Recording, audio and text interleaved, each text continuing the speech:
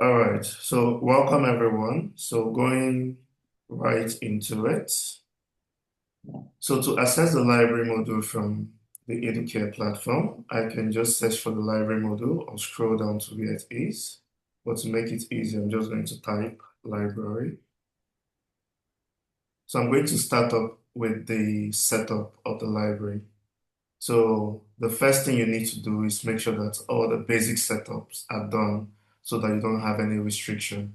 So starting with the library permissions, you need to be able to assign different users of the library what they are supposed to be doing. For instance, the librarian, the admins, what are those functions they are going to be performing in the library? For instance, you can see users that can add new catalog, who can stock a book, who can edit an existing catalog, who can delete, who can issue out books, that's to loan out books, and who can accept loan book. So currently, there are no one assigned to perform these taxes.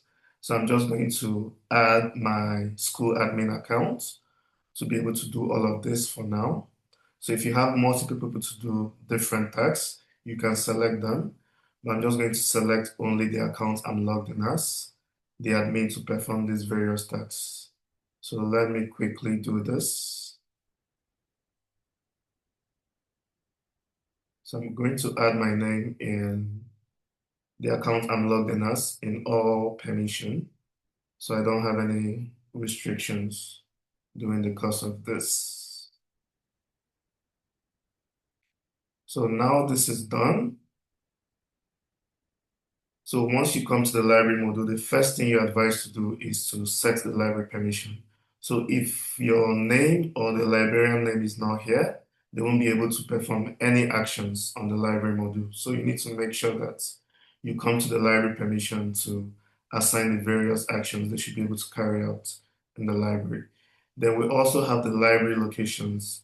This is basically if you have multiple locations in your school where you have library books, you can create the library location. So let me just create a sample and call it main library. And I can create this and I can create another location and maybe call it staff.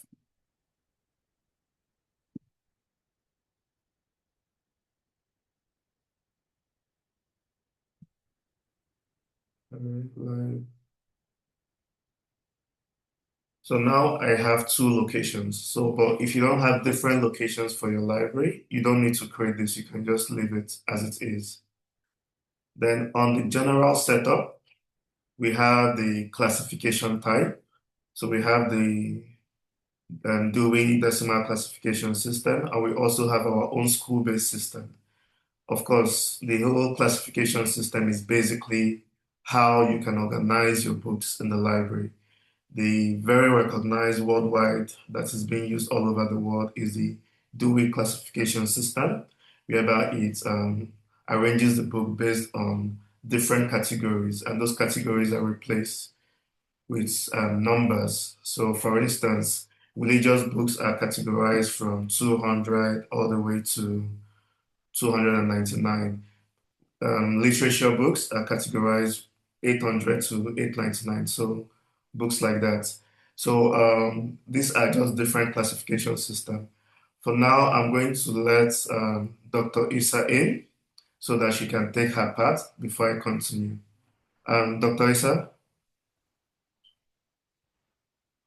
okay, I'm going to make her a co-host.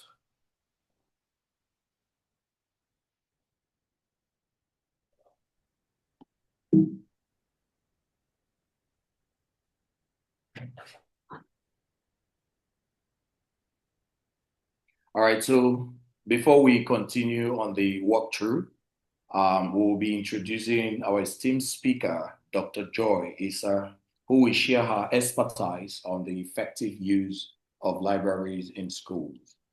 And so, yes, please. So, She's, Dr. Isa, you've been added as a co-host. You can unmute your mic. and then, hello, Dr. Issa. Good morning and Good welcome. morning. How are you? Very well, thank you. Welcome to this session. It's your moment, please. Thank you very much. Okay.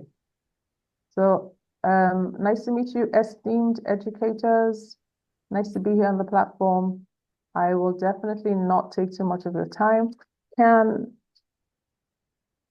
okay, I need to share my screen real quick.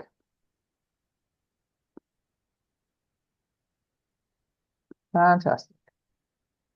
Okay, as with all educators, we like to see things. So I put just like 3 slides together to help us talk about our engagement of the library effectively. And I'll go straight into it because I know you will have lots of questions and things, and I can help answer any questions you may have. So one of the major reasons why you need a functional library is for guided reading. Guided reading promotes or facilitates language acquisition among younger children, facilitates deeper levels of comprehension, and even when you need to improve speaking, diction, and all, when you have the children reading clusters, so you have clusters of children reading the same books, you can do that easily. And this you can do with an e-library, right? With the Educare Library platform, you can get multiple copies of the same book. So if, for example, in a year 5 class, you're all reading maybe The Boy in Striped Pajamas or one of those traditional tales, table 1, maybe 5 or 6 children, and they're all reading, at the same pace, and then another group is reading another book. All of that can happen because there's a digital platform that you can access. So you don't even need to purchase the physical books. That is one benefit. Another one that I particularly like is the different versions of traditional tales that are available. So I remember one of my year 6 classes when I was still teaching, I think it was the Pied Piper that we had to read, and it was an excerpt in the comprehension text. Because when you have your comprehension books, the publishers will usually take an excerpt from the big book, and then the children have to answer questions. So imagine you read the excerpts from maybe an abridged version, and then you go to the library and read the main text. You can read different versions, abridged, original, even alternatives, variations from different cultures. All those become easy to access because there's an online platform. You have the e-library that you can use. So imagine this as your digital library becomes like let's call it a one-stop shop where you can access so many things on one platform at the same time. And people grossly underestimate or undervalue the use of a library. I'm telling you, your literacy levels will skyrocket across the school when you pay attention to the quality of the books in the library, to the fact that children must go and borrow books, must read them, read aloud, your audio library, your physical books, all of that helps raise literacy levels. One more thing I want to talk about is this dichotomy between fiction and non-fiction. So sometimes we don't like to read fiction. We think, oh, especially young children, oh, it's boring. Oh, it's just castles. But think about this for a minute. Think about, let's go down to primary 1, even reception, where they're beginning to read. Think about them reading the story of Cinderella. And then they read the story of Cinderella. Then they now need to go and read about castles in the medieval times, castles in the old days. That came from the book of Cinderella because Cinderella was in a castle. How about they go and read, a non-fiction text about kings and queens and princesses and princes of the past? Non-fiction, still tied to the fiction text. How about they go and read African kings and queens, how they lived? How about they read about different types of families? So you see that connection. So it doesn't necessarily have to be a divide, saying, oh, I like fiction, I don't like nonfiction. It can be well integrated such that the children's understanding of the world increases because you're able to match the fiction text to the relevant nonfiction text. And again, that happens when you have access to the e-learning platform that just makes things easier. So you don't have to crack your brain so much and think, oh, where do I find a book about something? You just type in And then lots of material comes up, and you can include that in your lesson plans. So I've included a few benefits for reading nonfiction, and it's amazing. The more children read nonfiction, the more their cognition improves. They can think better. We always want to improve verbal and nonverbal reasoning. Well, this is a fail-proof strategy to improve verbal and nonverbal reasoning, where you get the children to make the connection between fiction and nonfiction, get them to talk about nonfiction, get them to, discuss what they've learned, apply that knowledge to different contexts. All of that makes a difference. So I will know more about, let's see what other examples. So maybe not Cinderella. Let's use something in history. So in history, we're looking at houses in the past, houses in the present. That sounds like a boring topic, right? But where the history teacher goes and makes the connection to the library, and imagine that. So history gets connected to a book in the library. Perhaps the English teacher might read parts of that book for guided reading. So you are drawing a line, you're promoting, it's called thematic teaching, right? Where you're teaching, you're maximizing or highlighting the cross-curricular learning opportunities. And you can see it doesn't necessarily have to be wrapped around a big theme, but it is integrated. So history is no longer a boring, dry subject, because we can read stories that help us connect with people in the past compared to people in the present, and maybe the topic is timelines. But we get to read about, people from the old days. Things like just skills development. Okay, I want to learn how to make pancakes. I want to learn how to conduct a certain experiment. Read about the evolution of experiments, or the creation of the plane. How did the Wilbur brothers come together and build an aircraft? What was their process? So that, let's call it that biography, that teaches you about how these people grew, how they built, how they developed, becomes inspirational for the children, motivational. And then when you ask them to conduct their science experiments, boom, it's easy. One of the topics in science is famous scientists. So how can we do famous scientists and not read books about them? And you have the books in the library, software. So that integration, that extracurricular learning opportunity really becomes optimized with using a platform such as Educare. So, I mean, I could go on and on and on and on and on, but just with these, few points, I'm hoping that I've been able to just get you to wake up to the idea that, hang on, the library platform is not just for 30 minutes once a week. Absolutely not. Everybody should use the platform. Everybody should be able to go there and say, yes, let's log in the number of books we have read. When you want to run literacy competitions, for example, can we keep track of the number of books that people have read? Because someone has the ability to annotate the platform. Thank you for disabling that. Can we log in the number of books that the students have read over the term? And so the software helps you keep track. And so the child who's read the most, and there are two ways to do it. So the child who's read the most can get a little reward. However, what the librarian should do is there needs to be like a little quiz or questionnaire or survey that accompanies each book read for this competition. So the competition is to see how many books you've read, you can read in a term. And at the end of each book, you're supposed to answer maybe 2 questions or 3, just to show us that you actually read the book and you didn't just, click yes, and two days later, done, and you move on, or you didn't just borrow and it was logged out. But that will help keep track. So you know how many children have read the books, and then you can give a reward at the end of the day.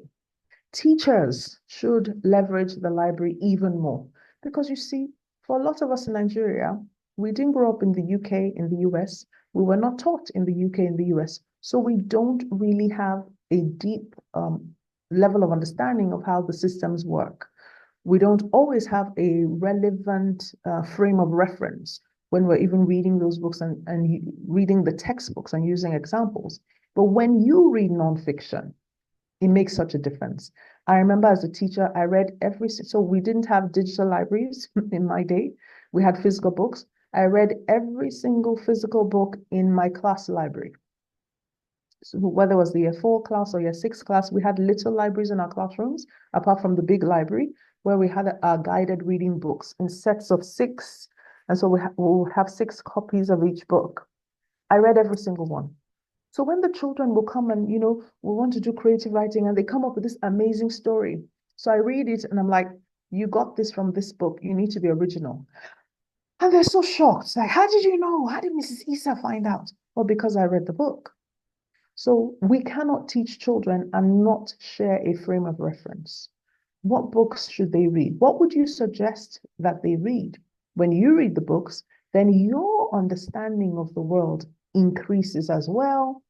Then, of course, you can talk about islands anywhere in the world because you have been there through the eyes of a book.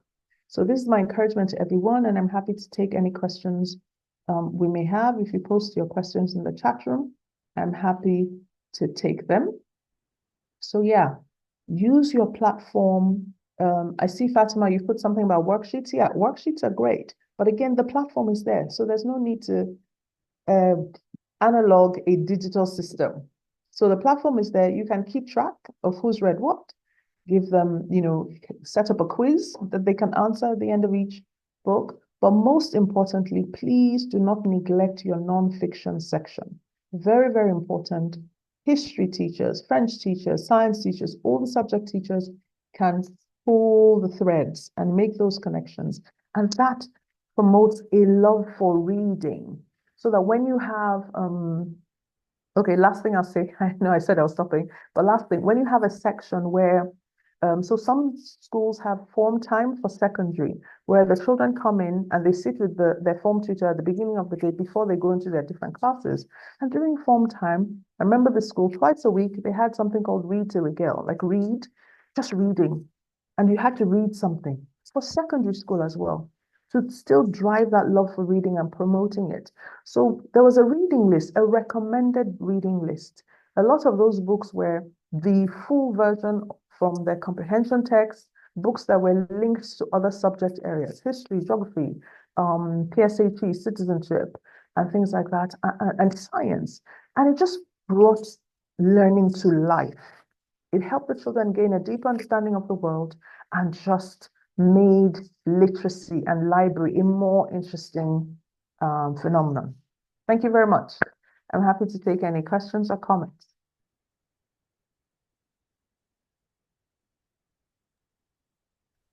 Okay, thank you so much, Dr. Issa. I think the questions comes at the end of the presentation. So I'm going to run off real soon. all right, that's fine. Thank you so much. Thank you so much. Okay, so I'm just going to share my screen and continue from where I left off.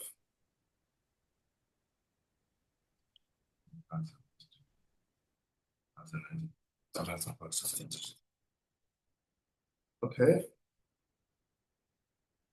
So picking up from where I left off on the general setup, I said we have, you can select the classification system. We have the Dewey Decimal Classification System, which is the standardized system used all over the world. And we also have our school-based system. The difference between both of them is the Dewey system does the classification automatically based on the world standard, while the school-based does not do that for you. You'd have to add the books. And for instance, if I save this school-based system, you would see that it creates another setup here called book category. And here you can create your own category and add books in those categories. But you don't need that on the Dewey system because it is done automatically. So I'm going to change this back to the Dewey Decimal System. Then the new arrival you can see here, you can either set it to be automatic or manual. The difference is if I set this to be automatic, and maybe it's my first time using this platform, and I want to import all my inventory to the platform as a first timer. If I set this as automatic, But it's going to create a new category where users, be it students or staff, goes to the library and they're seeing this as a new book in the library. Because any book added to the library, as long as it's a new book, not a new stock, but a new book, it's going to be added as new so that there's a new category. If you want to manually indicate that this book should show in the new arrival category, then you need to set this to manual so that when you're uploading the book, you manually indicate that this is a new book and it should show in the new category so that people can always go and see new arrivals. Then this is where you set the duration for the arrival. So I can set this to be days or months. So once it exceeds this, it goes out from the category of new arrival when it's added. I'm going to show you all of this as we move on. Then summary approval. When students are done reading a book, they have the option of reviewing the book and rating the books. So if you want, once they are done rating the book and entering their review, if you want that review they enter to be shown automatically without any approval, this should be off. So it doesn't require the admin to approve every review written by users. But if you want, after they make their review, you can look at it, communicate with them in case you need them to make some adjustments in their review before approving it. Then you need to turn on the summary approval. Then we have the option of bulk delete in cases where you need to delete some books. Currently, you can only delete the books one after the other, but if you want to do a bulk delete, you can toggle this on so that you have some checkbox where you can check all the books you want to delete and just delete. You can delete bulk books when you activate this. So I'm going to jump right into the manage catalog. This is where you can create your library books, both the digital copy. So I'm going to show you an example of how to add an individual book. Say, for instance, I want to add a book. I'm just going to click on New Book Catalog here. And there are two ways I can add these books. I can either do it manually. If I select manual, it means I would have to type in all the information about the book, the title, author, publication date, the publisher, all of this information. What category does it fall under? If I don't need to do this, I can simply change this from manual to ISBN. Say I want to enter a book. If I select the ISBN option and I have the physical book in my library, at this point, if you have a barcode scanner, you can just scan the ISBN and it shows up here and it fetches the information of the book immediately. For instance, I don't have a scanner here, but let me just go online and search for a book, Half a Yellow Sun, ISBN. So I just want to get the ISBN of this book, Half a Yellow Sun. This is the ISBN. It doesn't matter if you're using the 13-digit ISBN or the 10 digits. So once I copy this and I paste the ISBN here, look what happens. Automatically, it has fetched all of the information about this book, including the book cover. So all I need to do now is just to enter how many copies of this book I have available in the library. If I have, say for instance, I have 2 copies, I'm going to enter 2. Once I click away, you'd notice that as I clicked away, it provided 2 fields where I can enter the barcodes of this book. If I already have barcode I have assigned to those 2 books, I can just scan and enter the barcode or type in the barcodes. But if you've not assigned any barcodes to the book, you don't need to worry, no need to type anything. You can just leave it and you click on create. Once I click on create, it creates the book. But before that, remember in the settings, I set the new arrival as manual. So it is asking me, do I want to mark this book as a new arrival? Or click on yes, it should be added as a new arrival. So I don't need to enter the barcode. If you have an e-copy of this book, you need to toggle this on that you're also uploading the ebook version. So once I turn this on, and if you've bought the ebook version of this book, I can easily just attach the e-version, which is this. I have it here. Once I attach this, that is it. So I can just click on create. Once I click on create, I didn't enter any barcode, so the system would create that for me. So it is creating the book in my catalog list. So this is done. If I need to add more books, I can do that. But let me go back to see the book that has been added already. So you can see 2 copies of this book has been added. And you can see the system generated a unique barcode for this book. And if I need to print out the barcode for this book and paste on the book, all I need to do is to click on the print icon here. And you can see it generated 2 barcodes, which is for this particular ISBN. And once I print it, I send this to my printer, print and paste it on the books. This enables you to identify individual copies of a particular book. So what if I want to do a bulk import of books? To do bulk import, all I need to do is click on Import Book Catalog. So once I click on this, it opens this wizard where I can download a sample template. So once you download the sample template, this is what it looks like. So in this sample template, you can fill all the information you need.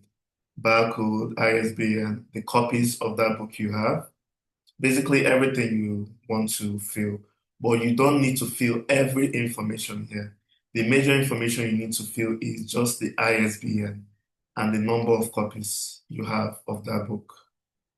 If you have a barcode system, maybe you have book existing library, maybe you're using an existing software, library software, you can enter these books individually. For instance, you have this barcode, you enter the barcode of this particular ISBN, maybe you have it 5 copies, you repeat the same ISBN with different barcodes, available copies, you can leave this blank or you enter one. But if I just want to do a new import and I don't have a barcode, I can just enter only the ISBN and the available copies. So I'm going to import this particular sample into the platform. So if I come here, back to the portal, I'm going to click Select Excel file. I already have the Excel file here. This is it. Yes, this is it right here. Open. And I'm going to click on Import.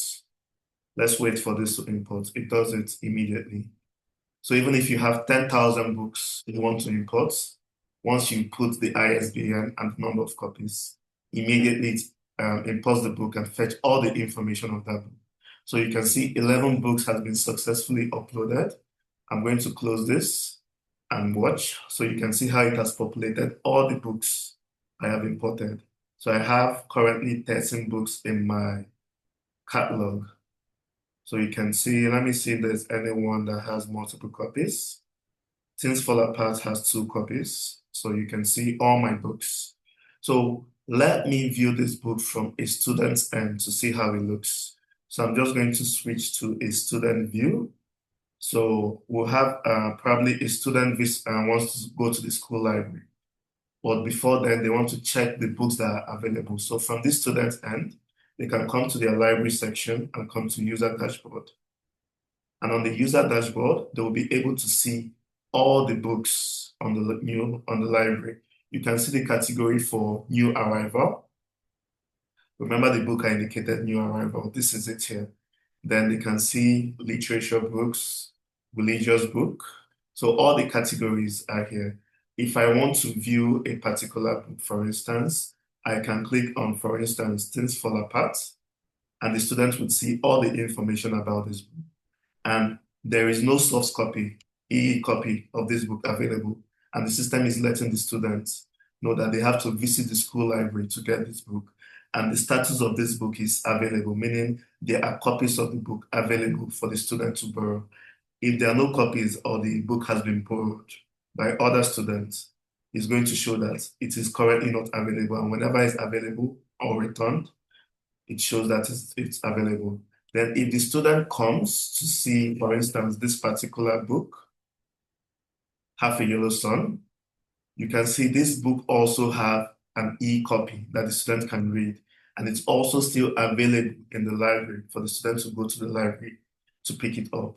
If the student wants to read this book directly on their device, any device they're using, they can just simply click on Read Book, and it opens the read-only version on the device they're using. So they can read this book They can also activate the do not disturb mode, and it takes over the entire screen and they can just read books. When they are done reading the book, they have the option of, they can close this, and they have the option of reviewing the book. Once they click on add review, they can enter their review and enter the rating. So let me just do a sample review. I'm going to rate this book probably maybe 4 stars. I have a review I copied. Let me just copy the review and paste it. So I'm going to copy this review.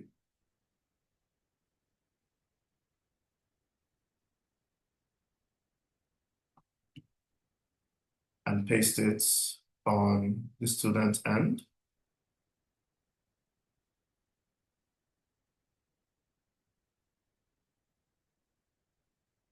So this is the students giving their review of the book.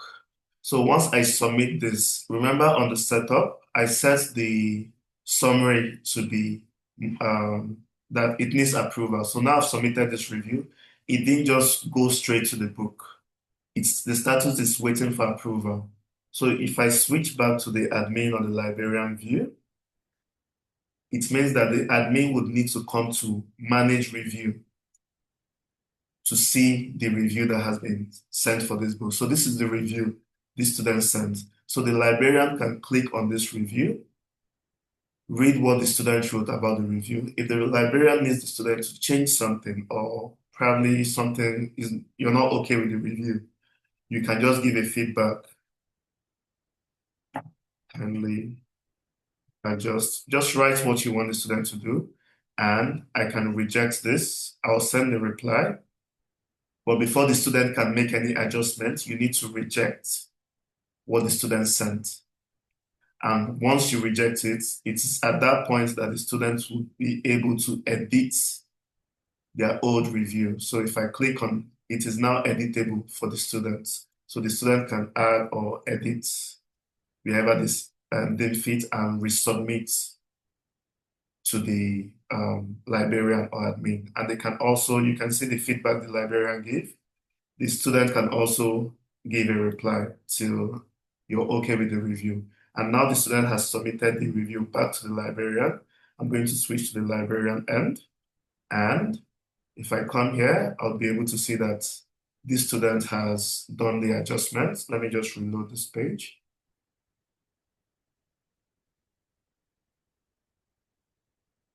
So I can see that the student has resubmitted and done probably the adjustments I asked for. Then at this point, I can click on approve.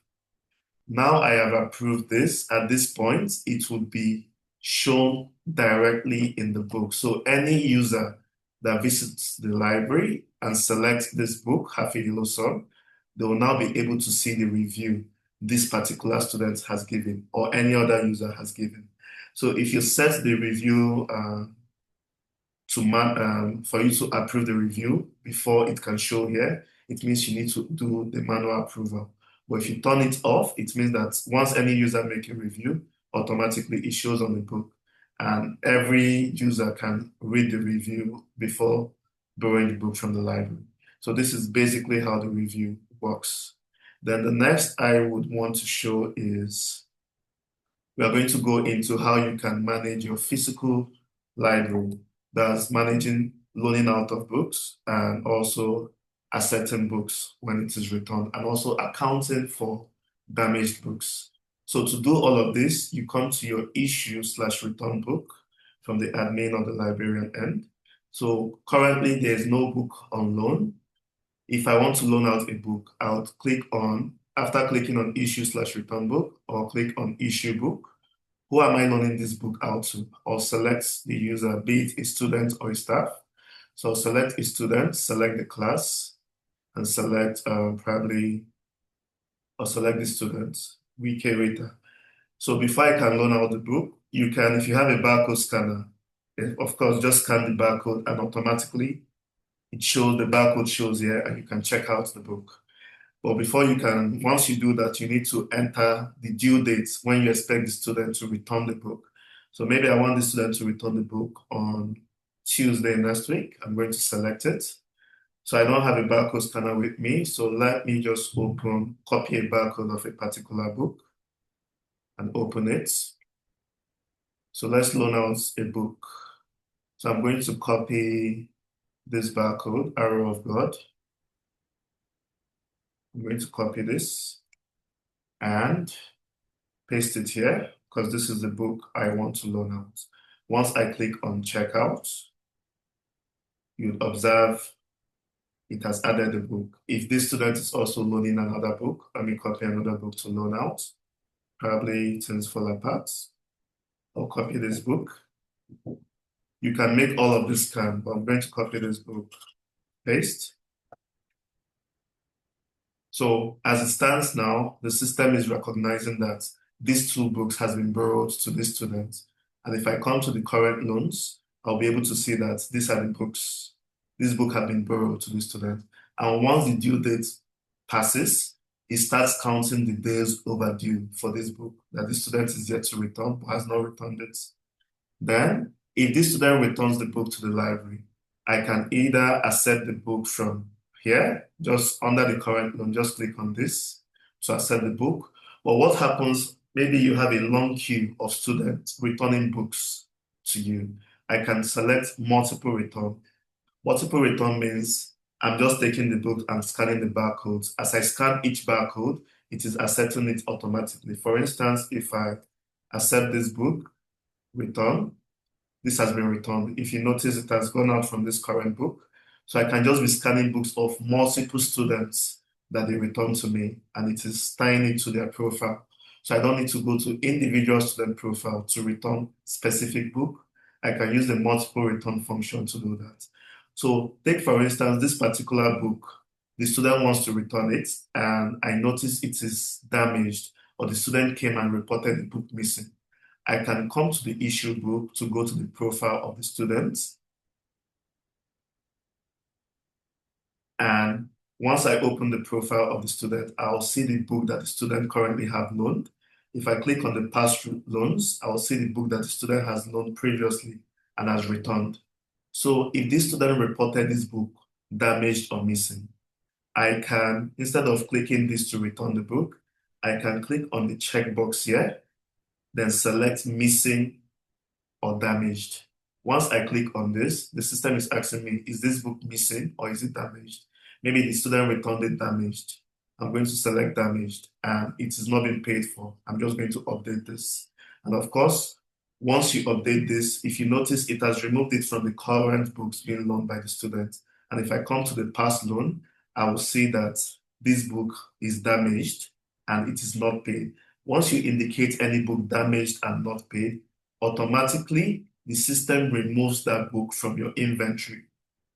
So that book reduces automatically from your inventory. And at this point, you're supposed to reach out to your account department to report the case so that whenever the student pays for the book, the account department also notifies you. And once you're notified that this book has been paid for, you can come to the missing/damaged section. You'll see the book missing or damaged. Then you update that this book has now been paid for and you update it.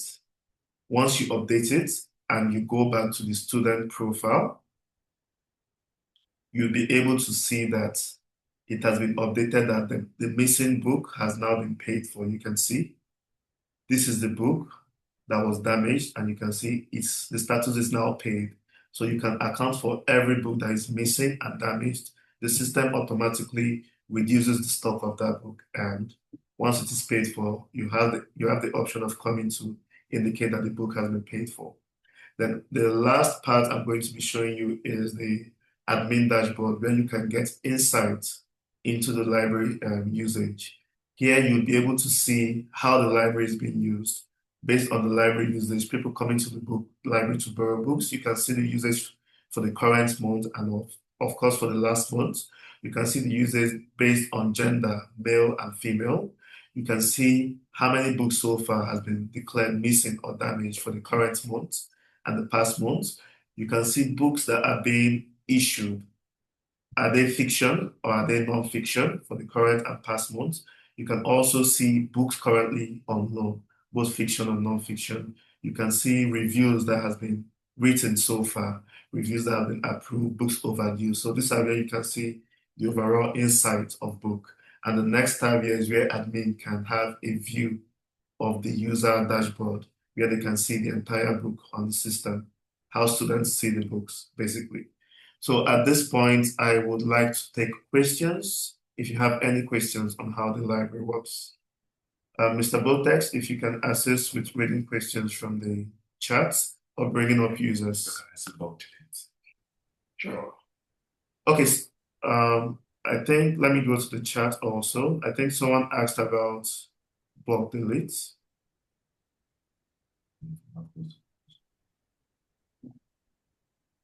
Okay, someone said, I do not have all this access and I am a super user. If you're a super user and you want to have access to this, you need to come to your settings. Under the settings, you come to the module permission manager. And under the module permission manager, your role is here, admin. Then you look for library. You look for the library module.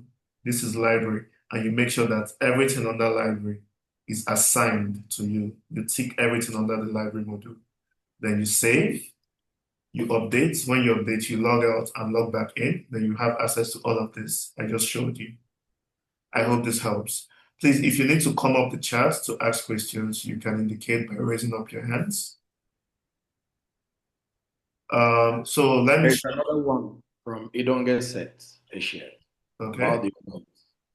About the what? Can I read it out? Yes, please. The update has not been added to my console. That is adding books automatically.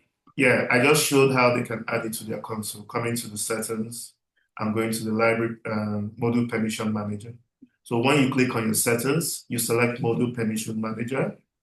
Then you can scroll down to the library. You select your role, the role you have in your school. Then scroll down to the library section and assign everything to your role. This is the library. Assign everything to yourself. Then update, then log out and log back in. Then you'll be able to see everything.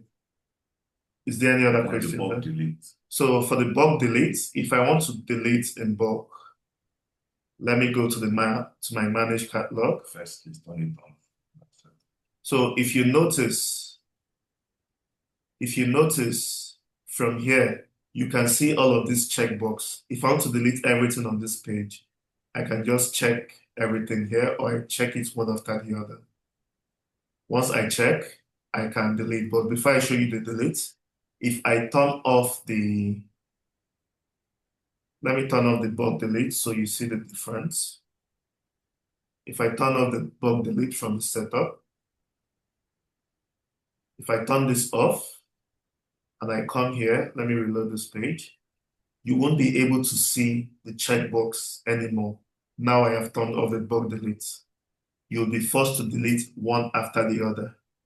But now let me turn it back on so that we can all try the bulk delete. Say for instance, I want to delete probably 5 books on this list. So I can select 1, 2, 3, 4, 5. And I'll click on this action button up here and click on delete selected. And for you to delete, it requires your admin password. So I'm just going to type in my password.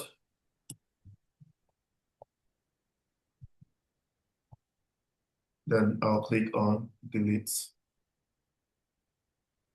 So you can see how it has deleted all. So this is how you use the bulk delete. Do we have more questions? Yes, please. How do I add my collections that has been organized in Access database without barcode? Sorry, come again. How do I add my collections that has been organized in Access database without barcode? Same way I said, when you come to this import book catalog and you download the sample, when you download the sample, this is what the sample Excel sheet looks like. When you open it, you're going to see all of these things. So if it does not have barcode, all you need to do is put in the ISBN of the book and you enter the available copies. You don't need to enter barcode. The books I uploaded for this sample, I didn't enter any barcode. I just entered the ISBN. If you have barcode, that is when you can enter the barcodes next to the ISBN. So you don't, the only important field on this Excel is what you see on blue. So you just need to enter the ISBN and the available copies. Once you do this and save, then you upload the book. That is how you import them. I don't know if that answers the question. Please, if you need to come up to speak directly, you can indicate by raising up your hands. Then from the student end, as a school, you can also upload like your past questions or past questions on the platform. And if I'm uploading a past question, I can just click on to create a new book. So that one, you need to create it manually. So even if you're using the Excel, you can create the book. So at that point, you need to fill in all the information about the book. You might not need to fill in an ISBN. If the system search and can't find any, if it observes that that ISBN is not recognized or is not a real ISBN number, it's going to ignore it and use information you fill out here to create a book. Maybe you're creating a past question, a scanned past question, internal past question of the school you want to upload in the library. You can just fill all of this information here, tied to probably JSS1 2023 exam past question. Just fill the information you need to show about the book. Once you fill the information, you upload it. The system won't need to use the ISBN for that because it knows that that is not a real ISBN. Sorry, Mr. Henry, Evangelista hand is up. Okay, you can bring her up, please. Yes, please. You can unmute and speak. Evangelista Lewechi, please. Okay, good morning. Can you hear me? Yeah, good morning. Yeah. I just want to ask a question. The library software is wonderfully built, but there is an important feature that I have not seen.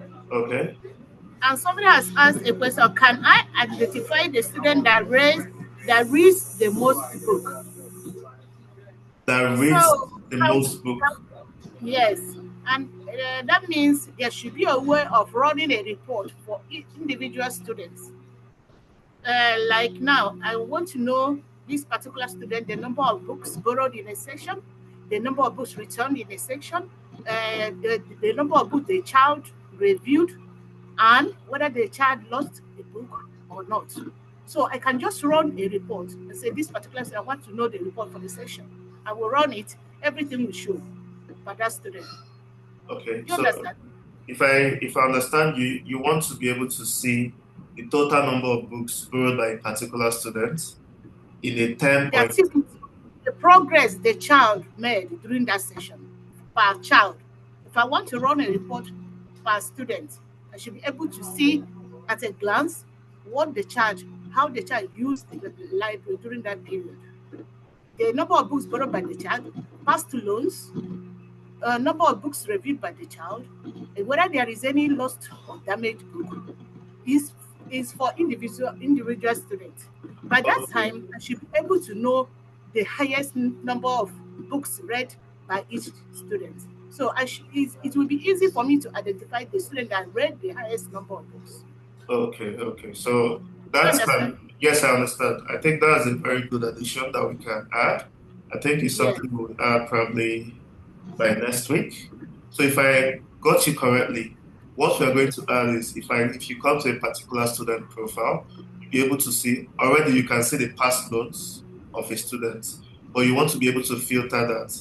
How many Yes. books, how many review has this student done of Exactly. different Report. books? There should be a space for reports for that Okay. student.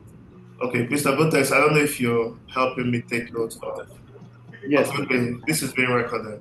So we are going to add all of these features so that you can have probably in the admin dashboard. Aside from this, there's a place where you'll be able to export the amount of book read in a particular duration. The student with the highest number of books that they've read and returned. So all of those features. Exactly. Thank you for the input. It's very valuable. We're going to add it by next week. All right, next we'll listen to Fatima Bello. Fatima, you can unmute, please. Good morning, everyone. Good morning. My question, for example, now, for me, I've been using the Educare Library platform. I'm a librarian too in my school. And I noticed that when trying to do entry for Nigerian books, sometimes we either use the ISBN number or you do it manually. And now with the recent development of it, then I usually use my phone to do the entry, but it was kind of difficult and all. It was like it was making it cumbersome for me because I have lots of books in my library and I'm trying to enter everything into Educare. And I also have library classes where I have students coming to the library to read. I fill their reading records and the likes. But the main issue I'm having is trying to enter a Nigerian publisher. Sometimes you don't get this entry through ISBN that is very easy for us to enter. I find it difficult to tell you ISBN number not recognized or not. They can't find the ISBN number. So, And now you can't upload a book without a book cover of it. Me trying to upload a particular book, for example, this book I have with me now that I've been finding it difficult to upload, the Cantankerous Passengers, a play. In what's the name Nigerian of the book? Sorry? The name of the book? Cantankerous Passengers. Cantankerous Passengers, a play. Okay.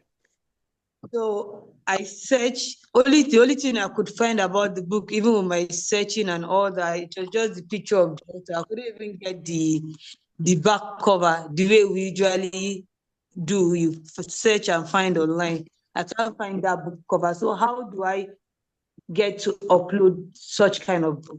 Okay. Sorry. Can you spell the name of the book? I didn't get it. I want to check it online. Okay, Cantankerous.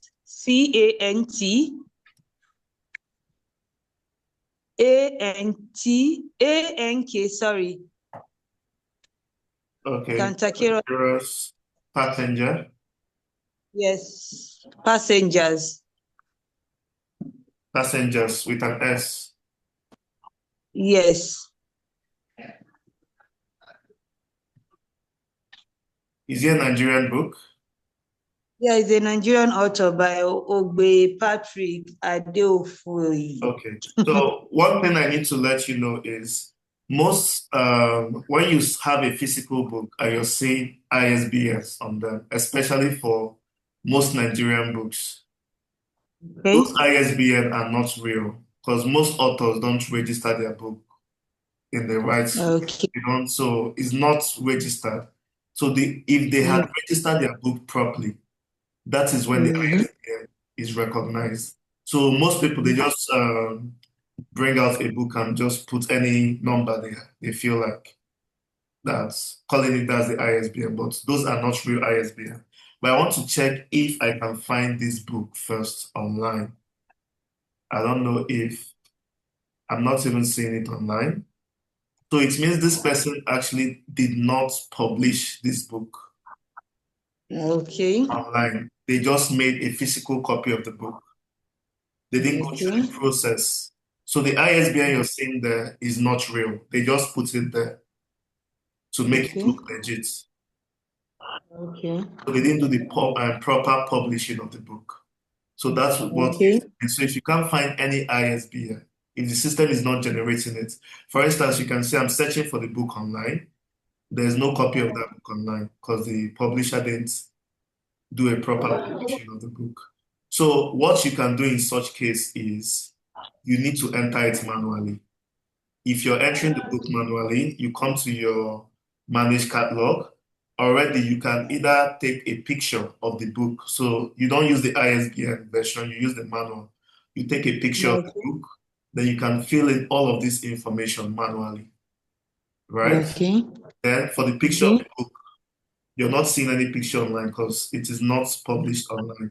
You take a picture and upload the picture of the book. Okay. Yeah, so you basically just do everything manually. So that's how Okay. we handle such cases. Okay. I don't know if I answered all your question. Is there more I've not answered? Yes, you've answered it. Thank you. All right, Because thank I you. think that Okay, what's the name of your element. school, please? Sir, What's the name of your school? my school, Crescent for Leadership Academy. Okay, okay. All right, thank you very much. I hope. All right, next we have Elijah Olatunde. Elijah, please go ahead, unmute and speak.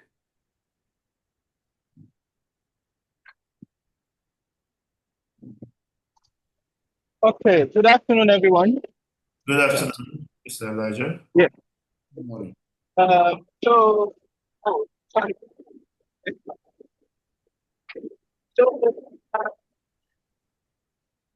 Sorry, Elijah, I'm sorry, your voice is distorted. Your audio is distorted, please.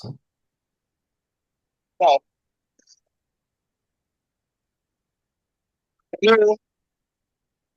Yeah, hello, Mr. Elijah. I suggest you make use of the chat bot to drop whatever question or comment We you. can bring it Right. back later. Mr. Elijah, I think your network is not very stable. So maybe you can come back later. Let's pick someone else, Mr. Potex. Godwin Adie, please, you can go ahead, unmute and speak. Godwin Adie Mecca.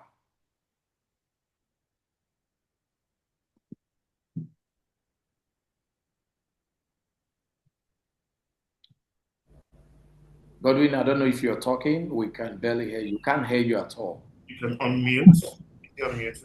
Hello, good morning. Yeah, good Morning. morning, Mr. Godwin. Okay, thank you. My question is, I've seen what you did with the child returning, whether a student returns a book or things like that, and how you have to fill all of those information. My question is there a way that if a child, when the librarian notes that a book with a child is missing or has been damaged, can and that is being filled on the dashboard, can the parents of that child receive, is there a way they can receive an automatic message, something like that, stating that the child has misplaced or damaged a book, stating the cost of the book and things like that, to the parent? That's one. And then secondly, a child completed, a particular book or has finished reading a particular book and has reviewed the book. Is there a way also the parents can track this progress that the child has made? Those are my questions. Okay, so yes, parents can also see all the books their child has reviewed because parents also have access to the library. So they can also go to the library and see any book they select, they can see if their child reviewed that book. But I think improvements we can make is probably bring out a section on the parent end where they can just see different reviews of different books their child has made. So I think we'll add that improvement. Then for the part you mentioned, if a child reports a book missing or is returned damaged, for the system to notify the parent probably via Yes. So currently we don't have that. We've not had a use case that explains how that works. The use cases we've had is once a book is reported missing, the librarian informs the finance department, and the finance department handles issues and invoice because sometimes the invoice is issued to the next 10 payments and not Right. paid separately. So, but we can still add your suggestion whereby for schools that want to, or maybe the library can take charge of the billing. Once it is reported missing or damaged, they'll push it and it goes to as an invoice to the parent. So we'd also add that option. So it depends whichever option you want to add. So that's also a good suggestion. Was there any other question you asked? No, that should be all for now. Thank you. Thank you very much for your input. All right, the next is Udoka Ozude. Please unmute and speak. All right, good morning, everyone. Good morning. Okay, so sorry, I just have two questions. The first one is, can I also use this app for my exam questions? Yes, we have schools that use this for their exams questions. So basically the same process. But you know the exam questions, you're not using the ISBN. So you're just Yes, adding it okay. manually. So when you're adding it, you can just Okay. click manual Manual, okay. to add them. You can, Okay, so without the ISBN, because it doesn't come with it. yes, without it. Okay, okay, okay. Okay, so it will now be as a past question, right? Yes. So we have schools using this for their both internal past questions of the school. So you can just create Okay. it. And some schools they create it using our school-based system. Because if I switch this, sorry, let me switch this to school-based system. If I switch this to a school-based system and I come to the manage catalog, when I am Okay. adding past questions, for instance, I need to select a class Okay. and the subject Okay. before I enter the information. Okay. I am tying what I am uploading to a class and to a particular subject or group of subjects. It Okay. depends on how you want to use it. So whatever way you use it is fine, but you have the Okay. option to do that. Okay. Okay. So how will my student now get this information? Let's assume that they want to now use it, like maybe before exam to just run through revision, So study. if you come, this is the student view. Let me switch to the student view. Okay. This is a student, sorry, I'm loading a student's page. This is a student's page. Yes. Just come to library, Okay. come to the user dashboard. And of course, they'll be able to see you would have created maybe a category called past questions or exam. Okay. And if they Okay. click on there, they'll be able to see every information there. Okay. I don't know if it's Okay. clear. Yes, it's clear. All right. Then, lastly, so that my teachers will need to also have access. So, Yes, what access would they have? Would they have the access from their own end for them to impute the questions? yes, teachers also have access to impute. So Okay, okay, remember I said based on the permission, okay. based on the permission, Yeah. meaning the admin would give teachers access to this issue/return book. Okay. Sorry, not issue/return, manage catalog where they can add books. Then, Sorry, is this one going to be from my admin end? yes, this is admin, your own admin. Okay. So you need to So give that means I teachers will have access. to give them access. Yes, access to manage catalog because it's under Okay. manage catalog they can add book. When you give them access to manage catalog, remember in the Mm. setup, you need to come to the library permission to add, you need to add teachers individually, people that can add book, new books. Okay. So you only add them in this ad. You don't add them to stock up Okay, okay. So or I'm going to add them only on manage catalog. on this ad, this place, Okay. users that can add new catalog. So it will allow them to be able to add, only to add, basically. Balance is 15,000. That 2,000 she paid, I remember. It's not that 2,000. Is that both Maybe times you offer without mute? Yes. Udoka, All okay. right. Solomon Atol is next. All right. Okay, good morning, everyone. Good morning. The librarian will be speaking on my behalf, please. Okay, that's fine. Okay. I have three questions. Number one, how can we ensure that the traffic in terms of circulation, when we have bulk circulation and we don't have the barcode scanner that can do that multiple scan, how can we ensure that everybody is attended to in no time? Let me come again. Yes, We have like 10 persons in the queue. and everybody wants to, all of them want to go for class, they are done with their library session.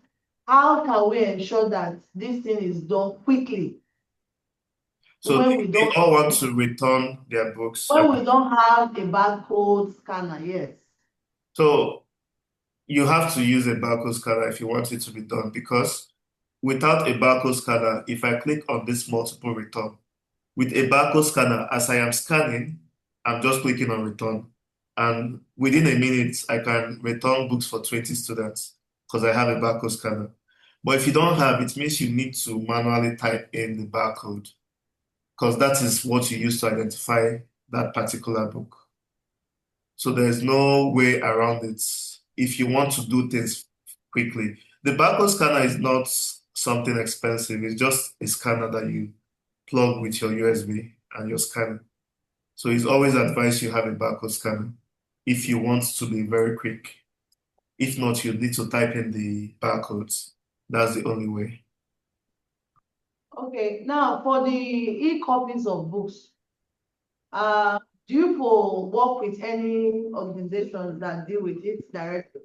No, we do not. So we do not have any organizations that deal with e-copies. So if you have an e-copy you've bought, you can just upload it and it distributes it to all users. Okay, my third question is, you said we have the Dewey classification and we have the manual classification. Yeah, I do manual classification. I don't know if you can hear me loud and clear. I can hear you. Yeah. Okay, so now, do your system does what is called genre identification, like fantasy, science fiction, biographies? So it classifies it. Remember, sorry, let me switch to this. These are all categories. The Dewey classification is the standard used worldwide. So based on where the category of the book, for instance, literature falls under 800. So if I come to, let me go to my catalog list here. You'll be able to see, oh, I've deleted, did I delete all the books? Sorry, hold on, manage catalog. Sorry, hold on. Let me switch this back to the Dewey system. So if you notice, the class of this book is 8-1. Anyone I see that is 8, it meaning all these books falls under literature. Okay, I So understand. That's why I'm bringing this up. Sorry to cut you short. yeah, go ahead. In fiction, we have its own kind of classification. So if you are talking about general works, non-fiction, references, these ones will go. If you now say that I should put my fiction books under literature, it's not really covering it. So if in that literature aspect, you will need to break it down into sci-fi, adventure, classic. I don't know if you get what I'm saying. I get. So what I'm going to do is I'm going to check if the Dewey system covers those further breakdown. If it does, then we are going to add it. If it does cover those further breakdown, because what we are doing is we're utilizing the Dewey classification. So I'm going to check if it covers further the breakdowns you're referring to. Okay, but if it doesn't cover, but there's a way people can help us, because it's actually very important to do that. No, you can actually do that yourself without us, because remember, if you're doing it manually, you can add all of those things by yourself. So if I select manual, you can see where you can select the categories, right? Okay. No, that's fiction. Now, can I now add more on that fiction? Like a subcategory. A A subcategory. So if you don't want to use the Dewey system at all, then I advise you switch this under the setup. you use the school-based system. Oh. The school-based system, once I select, In other words, Mr. Henry, you're saying that it can be customized. yes, if I switch to the school-based system, you can see you now have book categories as a setup here. If I select book categories, here I can create the different breakdowns I want to create. So when you're adding any book, you select the breakdown. So this one gives you room to make your customization. But the Dewey system is going to use the standard system it uses to categorize them. But if you want to be in charge of your categorization, I suggest you use the school-based system and you create your different categories here. I don't know if this is clear. Sorry, is it Would that be clear? clear now? I actually had one question, but I think I forgot it. Maybe I will write it down when I remember. Okay, you can put it on the chat whenever you remember. All right, thank you. So next we have Idonge Eshet to speak. You can unmute and speak, please. Okay, hi, good morning. Good morning. Okay, my name is Idonge from the librarian from Gleason International Academy. Like I earlier asked, if all of these updates have been put up, you said I can meet my super admit to add up that. Okay, so my question is, I've entered a couple of books and maybe we just added some copies. I just found out that we have extra copies. So I tried editing, that's the available copies on ground, tried editing and it's not showing. So I don't know what the problem is. Do we need to record it as new or we have to add it again let me as show a you new how book to. or something? Let me show you how to. Just stay on the call. Sorry? Stay on the call, so I'll show you how to add Okay. new copies of a book. So on this, if I'm on the Dewey Decimal System and I come to my Manage Catalog, say for instance, this particular book, Americana, I have a new copy. Currently, I only have one copy in my library. I want to add a new copy. I'm just going to click on this icon here. Once I click on this icon, it means I want to add a new copy and it's asking me how many copies am I adding? Is it 1 or 2? Maybe I want to add 3 extra copies, meaning it's going to make it 4 in total. So I want to add 3 extra copies. Once I click on 3 barcodes are here. If I have the barcodes for them, I can enter it. If not, the system will generate after I add. So I'm just going to click on Add Items. So if you notice, the total book for this Americana is now 4. So to add a new stock of a particular book, you just click on this particular one, Receive Books. Okay. Okay. So Okay. Received books, right? Yeah, Receive Oh, Books. okay. Click on this. Okay. You can't add by editing. Oh, okay. Yes, you add. All right. Thank you. Thank you So let very me much. switch to the other school-based system and see if it's the same process to add. So I'm just going to come back. So this is the school-based system, and I'm going to try to. So you also still have this receive book here if you want to update the number of copies you have. Okay, so I just tried out what you said, and it's telling me permission denied. Yes, that is because you need to be added to the permission of people that can add catalog. You can see your name is not in the permission of people that can stock up. So all of these settings in the But I was the one that added. Okay, so I need to go to my IT admin to release all the permissions concerning the library, right? When he asks you that, this All library right, thank you very much. needs to add your name there so you can perform all these actions. All right, thank you. Okay, because I've been the one adding the books before, so it's just. So we will introduce all of Okay, this. no problem. That's why you can't do it anymore.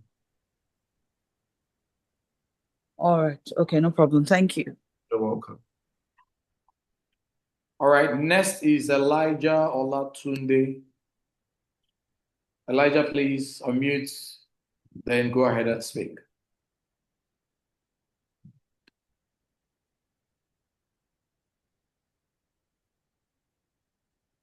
Elijah, are you there?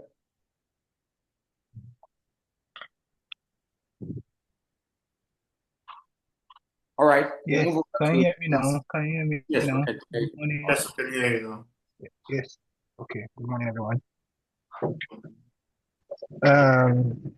So said before, for the report printing, can it be this more flexible where you can choose to maybe print only particular reports for a particular day? Sorry, I didn't get the question.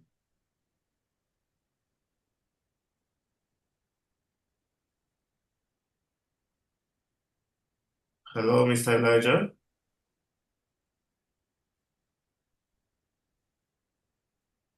Mr. I Botex. think Mr. Elijah is having audio issues. So would you please put your comment on the chat? I'll read it out. All right. Thank you.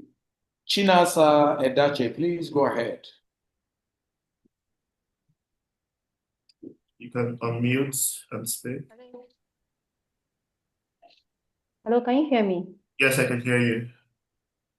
The jurisdictional and the school based, can you switch between both of them? So, Is it something that or you have to, or once you're on one, it stays like that? it's advised that you decide the one you want to use. You can switch, but I think when you switch, some things might not function the way it should. So it is advised you check what you want to use and you use it. If you want to use the Dewey Decimal System, it's fine. If you want to use the other one, it's fine. Both of them, if you put in the ISBN, it still fetches all the information about the book. But before you start, you decide which of them you want to go for. The problem I had with why eventually I had to not like I'm settled for the jurisdictional, because it's easier to add ebook, except there's something you've done from your own end to address that. It's easier to add the ebooks or books that you have as soft copy via this jurisdictional. No, it's the same. It's the same for the school base. You can add the ebooks as well.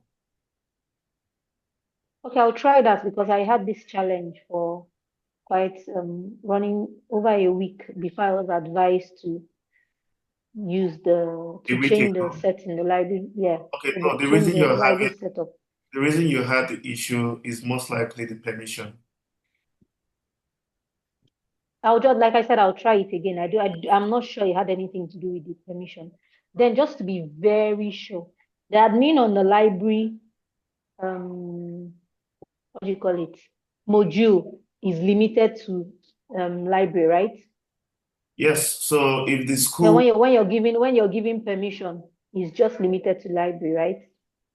it depends on. I'm trying to understand your question. If the school administrator gives someone access to just this library module, then they have access to only the library module.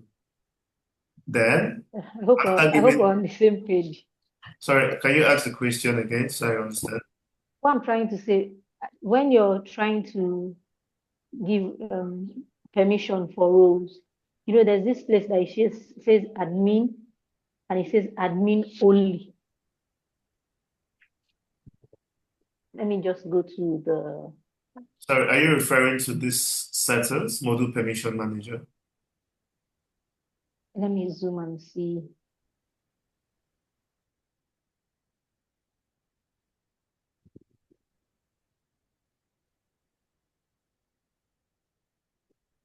Is this where you're referring to? This place? This is the library. It's zoomed, so I really cannot. I can't see what. Look at where my cursor is. Yes. Okay, so no, don't worry about all of this. So this is basically the library module. This is everything under the library module. So Yes. admin only, it means that these are privileges you should give admin, but you can just give everyone these privileges. Not everyone, like Okay. the librarian, everything here. But after giving Okay. for instance, if I switch to a student or a teacher, for instance, if I switch this to a teacher or a student, under library, the only permission given to them here is to view the user dashboard, right? Okay. Okay. So even if I've created an a librarian role and give them access to everything here, I still need to come to the library setup and individually give them permission to do specific tasks here by adding their names to this list. Okay. Okay. I don't know if that answered the question. Yes. Okay. Do you have more questions? Okay. I will just try what I said to you. I'll try and then I can All right. maybe Okay, that's put feedback here. all right. All right, next we have Abdul Rashid Taye. Abdul Rashid, please, you can unmute and then speak. Good morning. Good morning, everyone. Good morning, Mr. Abdul Rashid. Yes, my question is whether if the platform enables one to recommend books to students to either buy or read. Buy what? Recommend to buy. So we don't, this platform, you can't sell books from the platform. No, it's not selling as the librarian selling, just to recommend to students to either during holiday get this book and read and those things like that. Currently, we don't have that added. Okay. Probably if we have a proper use case, we can consider adding it. All right. Thank you. Thank you. All right. All right. And Fatima Bello. Good morning once again, everyone. Good morning, Sister Fatima. My question is, usually when doing catalog, we have call numbers for book, but now since we are doing we are now going virtual, though we still have physical books in our library. So how do we get our call numbers for each book after being registered on the Educare? How do we get call numbers for a book that we've registered into the Educare to be written on the book? So when you say call number, is call number the barcode for the book? I don't know if that's what Educare calls it, but I think that's what we, the librarians, call it, a call number, an identification number for a book. Let me use that. Copy, yes. So that's the barcode. So the call, for that's instance, the barcode. Yes.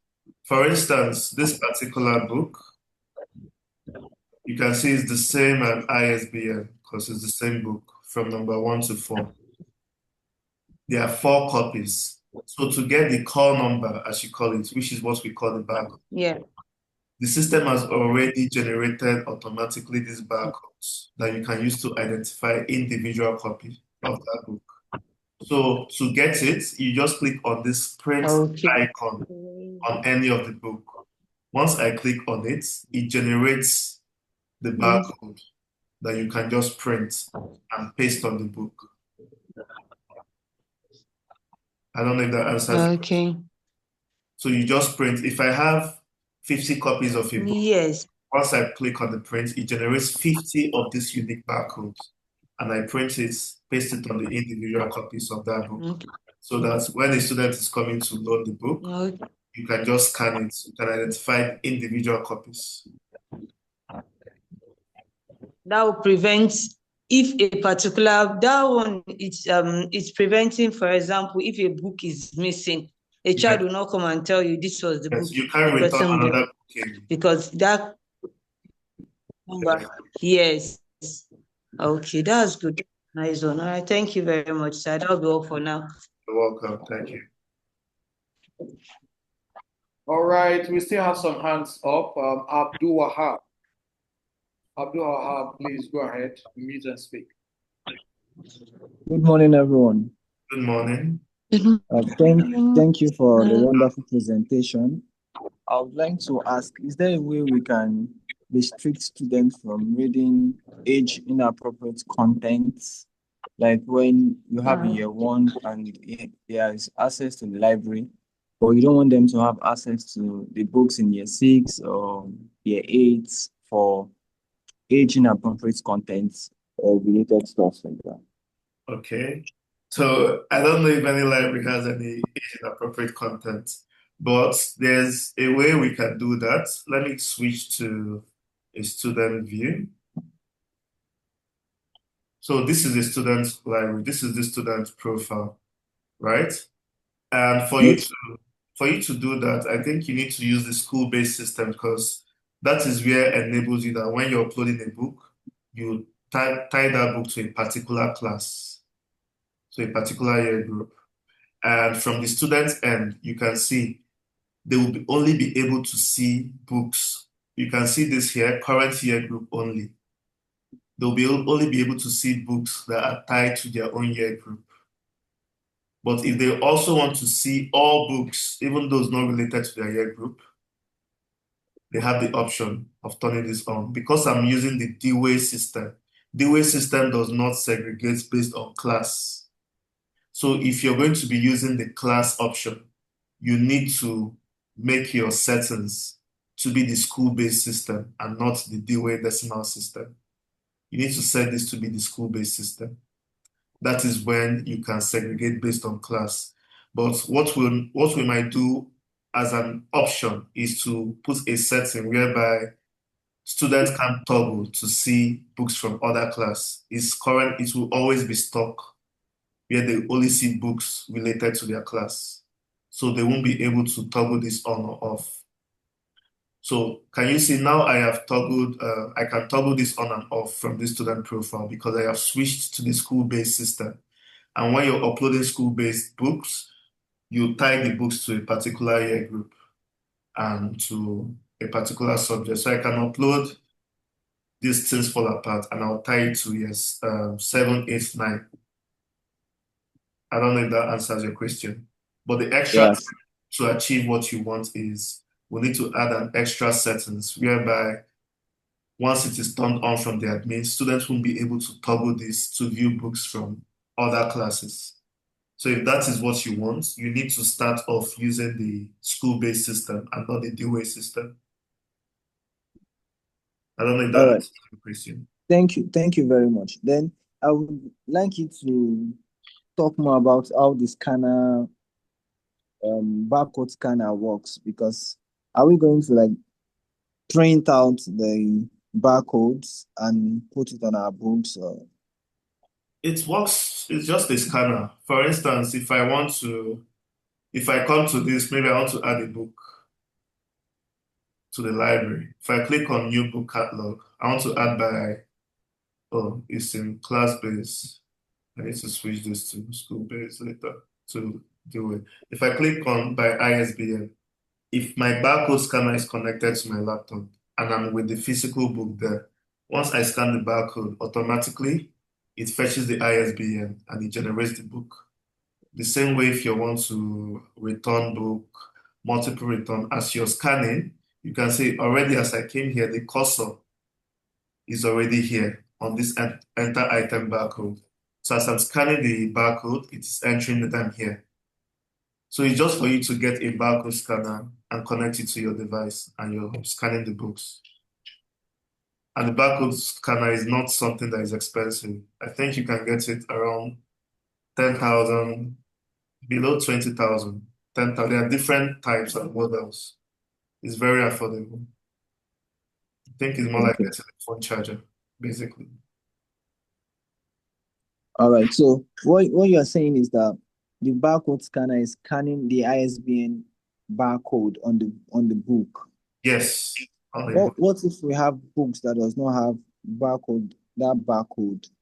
It's not scanning. It's scanning the ISBN number. The ISBN is on a barcode format. So if it's a real book, every book has an ISBN. So if you're adding a book that does not have an ISBN, maybe past questions or maybe some of this Nigerian authored book or some authored book that is not properly published for them to have a valid ISBN.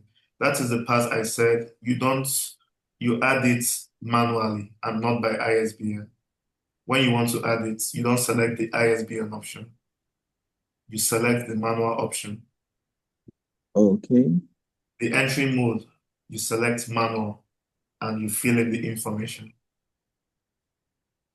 If you select ISBN, it scans it online and automatically fills in all the information for you, including the book cover picture. But if you're entering it manually, you need to manually fill in all of this information. I don't know if that answers your question. All right. Thank you very much. You're welcome. All right, thank you. The next is Suleiman Ayuba.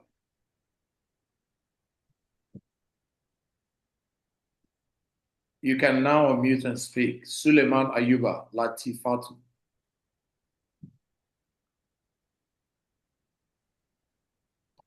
Suleiman, are you able to unmute? Okay, go ahead, please. Yes, sir, I am able. Please, I'm presently in a meeting. I'll join you later. All right. So, Botex, we can bring someone else. All right, Lucas Olugbero. Lucas, please. Olugbero, Lucas. Yes, good afternoon. Good morning, everybody. Yes, good morning, Mr. Lucas.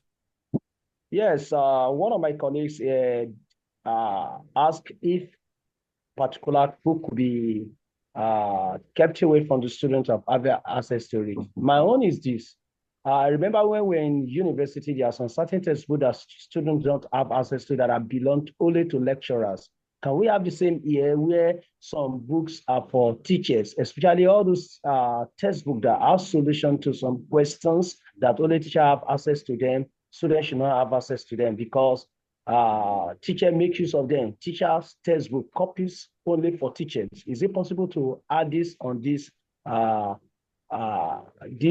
your software system so that teacher is only teacher's copy? Student can borrow it. Only teacher can come and borrow and read for themselves. Okay. That is my Yes, question. it's possible to have it. It's something we can add. Something we can easily add. It's not available now, but it's something we can easily add. Okay. All right. Thank you. You're welcome. All right, Lillian Okeke, please go ahead and speak. Unmute and then speak.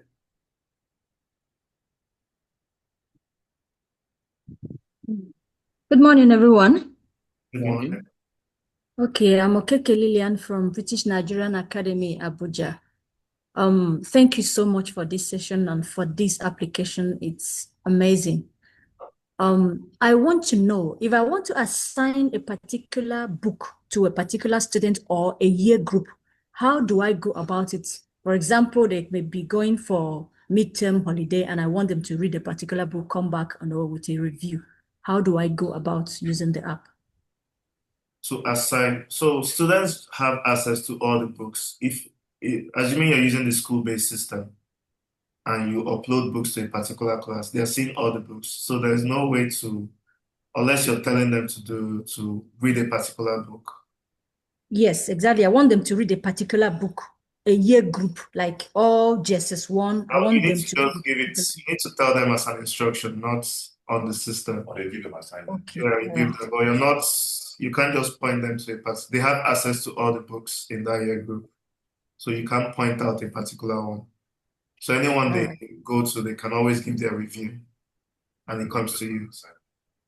Or if you use the assignments module, you can give it to them as an assignment. If you use the assignments module, go to the library, read this book, and give your review. So teachers can give it to them as an assignment. All right. Thank you. You're welcome. All right, the next is Boluwatife.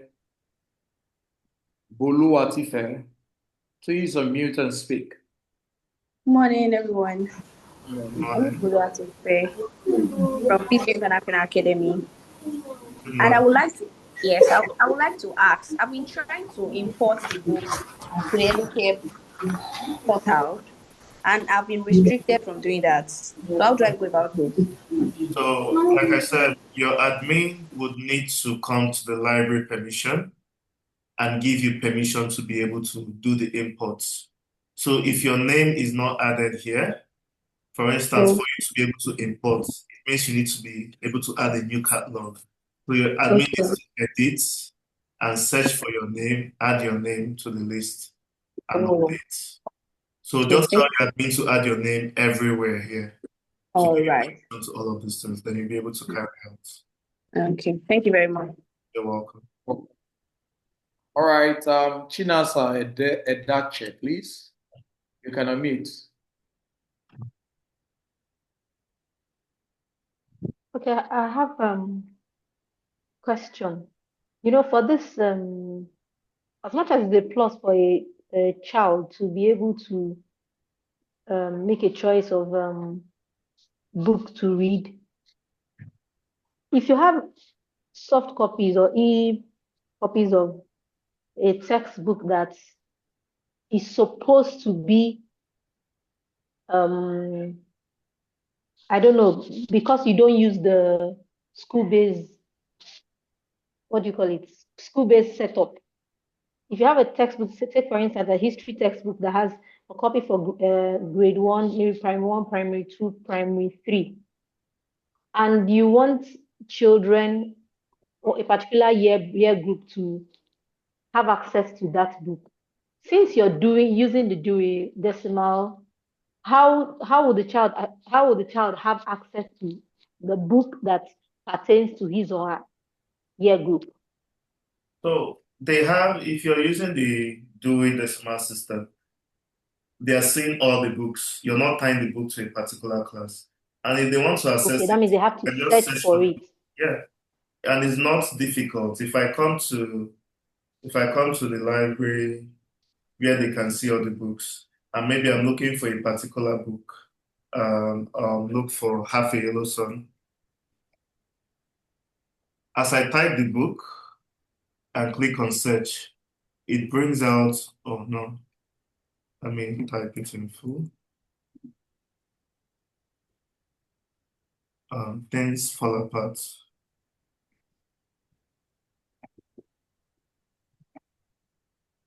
So once I search, it brings out the book I just searched for. So any book you're looking for, they just come here, search for the books. Even if you have a lot of books in your library, all they need to do is come to the search bar and search for the particular book they want. You can either search So for it's now for.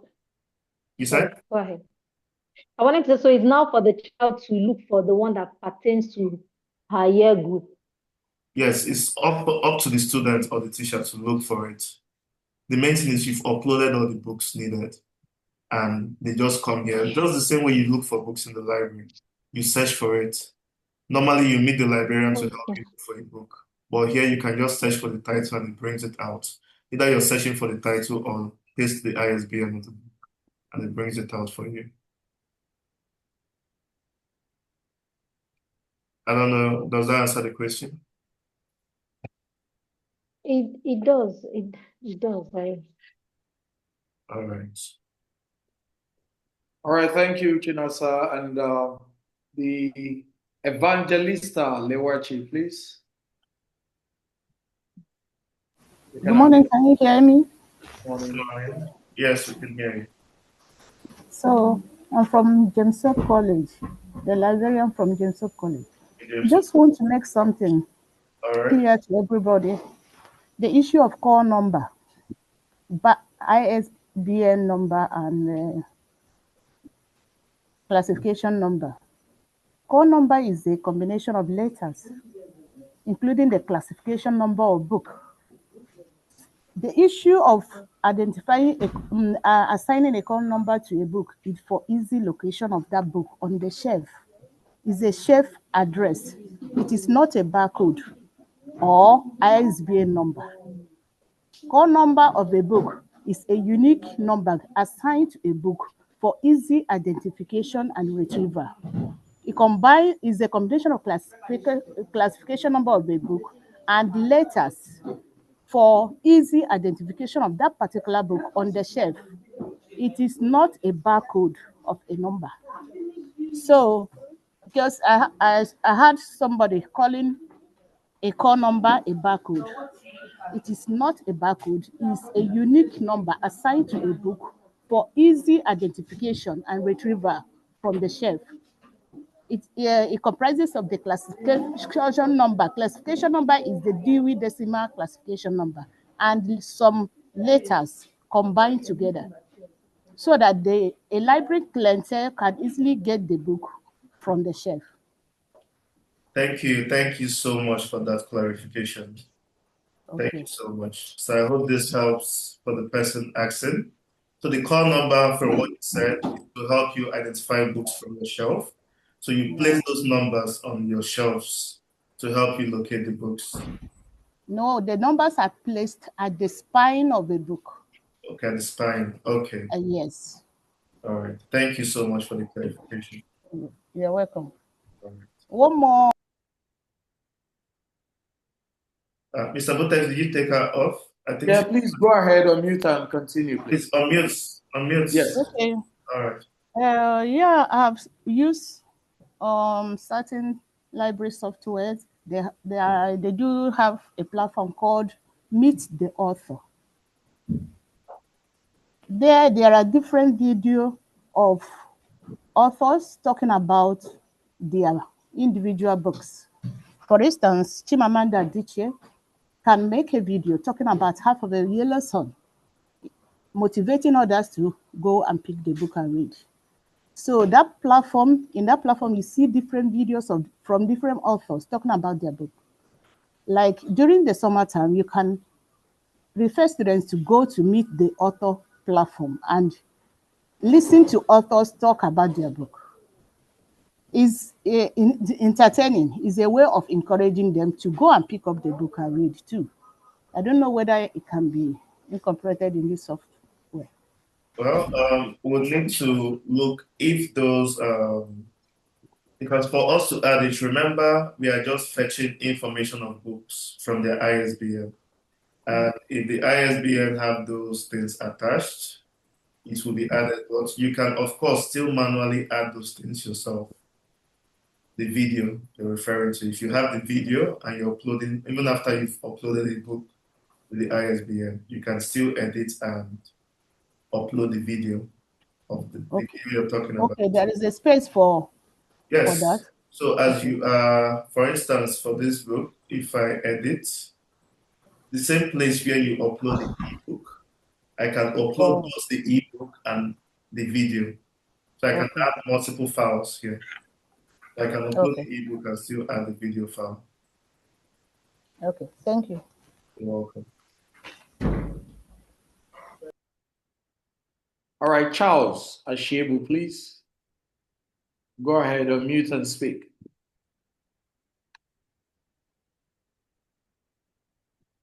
Charles, are you able to unmute?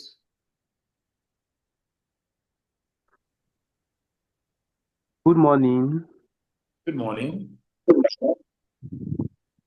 Okay, I'm Charles from Tutor Time School, Enugu. I joined a little late. I'm sorry, I may have to take you back, but not so much. The person that just spoke now before I unmuted myself, as I think she touched a little what I wanted to ask. I want to ask the relationship between the physical library and the e-library in terms of this software integration. Do we manually, that if I have 1,000 books in my library, will I manually import the e-copies of those books, the 1,000 books, so that my learners can read them online? So if you have 1,000 books in your library, you first need to import those books, the inventory here, so that you can account for it.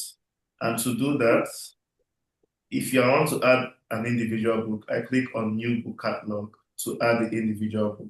Either add it manually by typing all the information about that one book, or I can just add it by ISBN.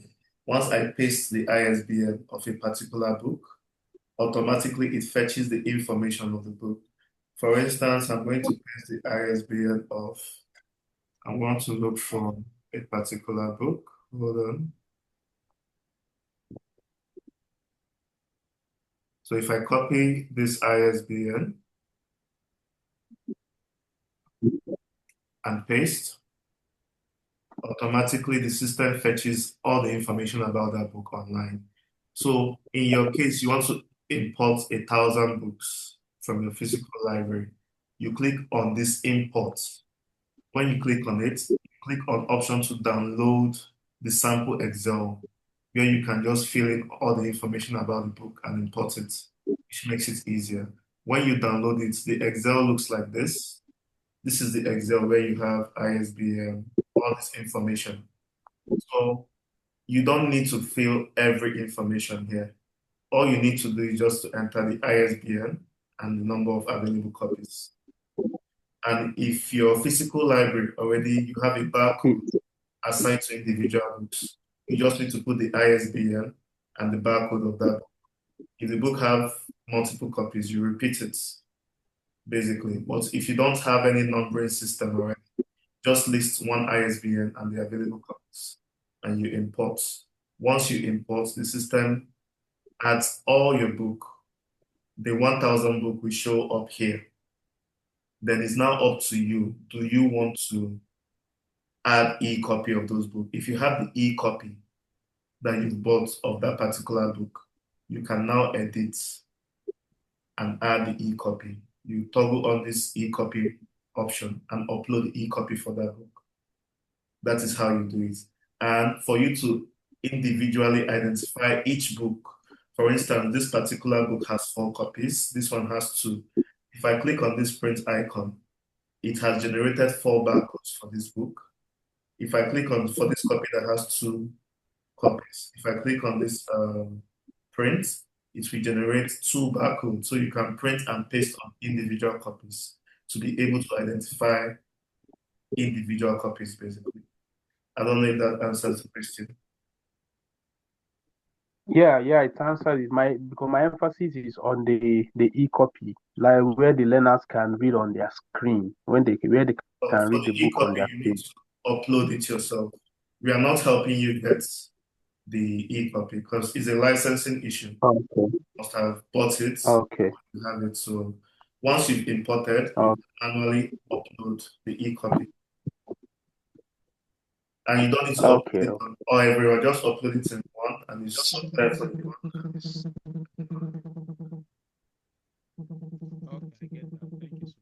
All right. Would that be all, Mr. Charles?